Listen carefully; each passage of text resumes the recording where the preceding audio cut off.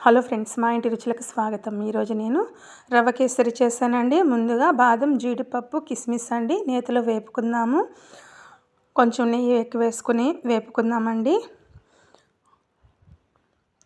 ఒక గ్లాస్ నిండా బొంబాయి రవ్వ అండి తీసుకొని అదే నేతిలో బాగా ఎరుపు దాల వచ్చే వరకు మనము రవ్వని వేపుకుందామండి. ఈలోపు ఒక గ్లాసు రవ్వకి 4 గ్లాసుల నీళ్లు పోసుకొని మనము అవి మసిలించుకుందామండి. గ్యాస్ మీద పెట్టి చూడండి, 4 గ్లాసుల వాటర్ అండి. నేను 1 గ్లాసే చూపించాను, కానీ 4 గ్లాసులు వేసానండి. ఈ మరుగుతున్న నీటిలో కొంచెం యాలక్కాయ వేసుకోవచ్చు. నేనైతే వేయలేదండి, మా ఇంట్లో తినరు కాబట్టి. ఈ నీళ్ళు ఎత్తి ఈ రవ్వలో వేసేసుకుందామండి. కొంచెం ఫుడ్ కలర్ అండి, లెమన్ కలర్ వేసాను నేను. మొత్తం ఒకసారి కలుపుకుందాము. 1 గ్లాసు బొంబాయి రవ్వకి 1.5 గ్లాసు చక్కెర వేసుకుందామండి.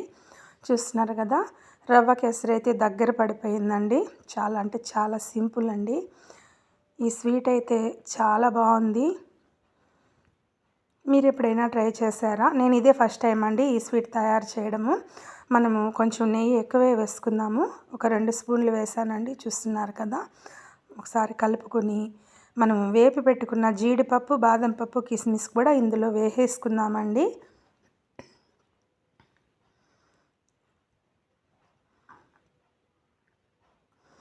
మన కేసరి అయితే రెడీ అయిపోయింది. సూపర్గా వచ్చిందండి. యమ్మీ యమ్మీ, చాలా అంటే చాలా బాగుంది. నేనైతే టేస్ట్ చేసేస్తున్నాను. మనం ఏదైనా స్వీట్ కానీ ఏదైనా ఫస్ట్ టైం చేస్తే చాలా బాగా వచ్చిందంటే అబ్బా ఎంత సంతోషంగా ఉంటుందో కదా. నాకైతే ఇది చాలా బాగా వచ్చింది, భలే వచ్చిందండి.